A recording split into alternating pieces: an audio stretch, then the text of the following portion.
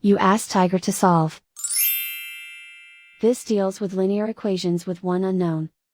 The final result is t equals 19. Let's solve it step by step. Group all t terms on the left side of the equation.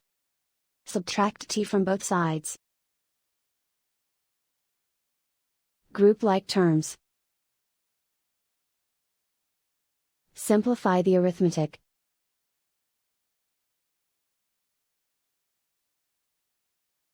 Group all constants on the right side of the equation.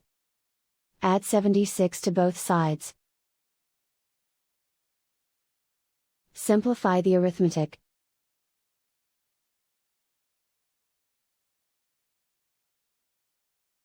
Isolate the t. Divide both sides by 4. Simplify the fraction. Find the greatest common factor of the numerator and denominator. Factor out and cancel the greatest common factor. And so the final result is t equals 19.